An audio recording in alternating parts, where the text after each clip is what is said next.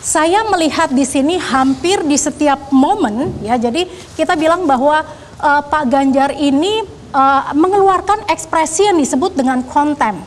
Ya, kontem ini adalah salah satu ujung bibir naik ke atas. Nah, ini adalah merupakan ekspresi yang menyatakan bahwa Anda lebih inferior dari saya.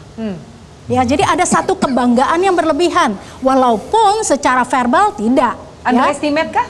Ya, betul. Begitu. Ya. Nah, kemudian ketika beliau juga mengatakan, gitu ya.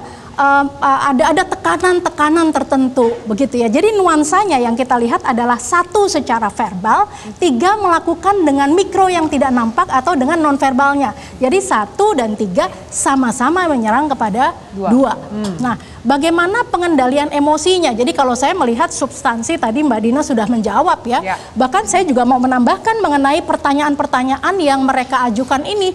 Jadi ketika tergiring oleh isu yang bersifat personal ya, ini maka muncul pertanyaan yang disebut dengan assumptive question begitu ya. Nah, ini muncul sehingga sebetulnya pertanyaan-pertanyaan mereka ini lebih kepada interrogatif rather than interviewing ya. Jadi kalau interrogatif tuh admission dari suatu guilt gitu ya. Jadi sudah tahu bahwa saya udah tahu nih jawabannya begitu ya.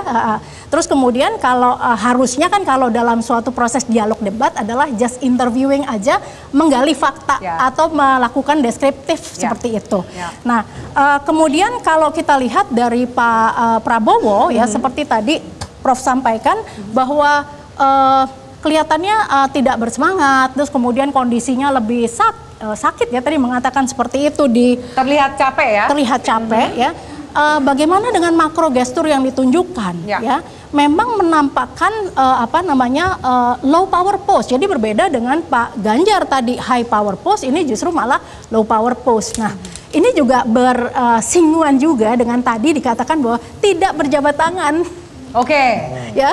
Ya, apa artinya kalau tidak berjabat tangan dan berjabat tangan? Ya. Kita hipotesisnya gini deh. Yang pertama memang kelelahan. Ya, tetapi di debat yang sebelumnya juga begitu ya, lebih cepat meninggalkan panggung begitu ya. Terus kemudian yang kedua memang ada isu-isu secara personal yang kemudian apalagi kalau isunya adalah mengenai etik seperti itu ya. Ini benar-benar muncul ekspresi baik dari suara, baik dari gestur atau tekanan-tekanan yang lain, ada kemarahan-kemarahan mirip seperti di debat ini. pertama ya. Mirip soal etik.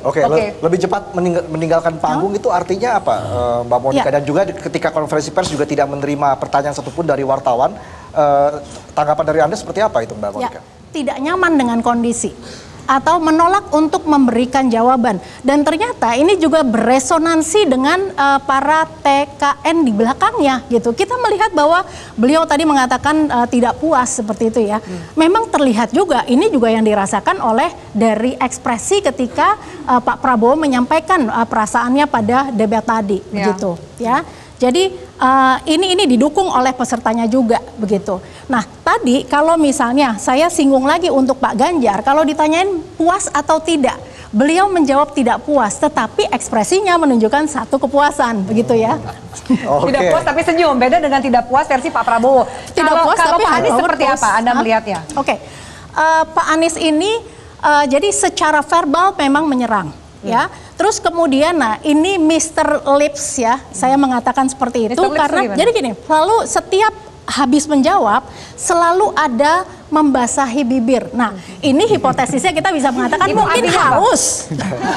Ya, atau gini, kalau dalam konteks gestur adalah adanya ketidaksetujuan atau ketidakpuasan. Ya, kalau mendukung suatu perubahan pastinya tidak puas terhadap apa yang disampaikan oleh lawan debatnya, begitu ya. Nah, kemudian saya mulai melihat apakah membasahi bibir ini adalah merupakan baseline dari yang bersangkutan. Ternyata dalam konteks lain, jadi kita harus melakukan comparative analysis gitu ya. Ternyata juga tidak membasahi bibir. Jadi karena ini kondisinya di debat ini high stake, jadi seluruh emosi-emosi ini keluar begitu ya. Jadi walaupun ini udah berapa kali saya selalu bicara di media, tetapi respons bawah sadar itu memang tidak bisa kita engineering begitu. Termasuk ketika Pak Anies berkata wow begitu. Tadi kan sempat kita lihat seperti itu kan gimmick dari Pak Anies ini artinya apa?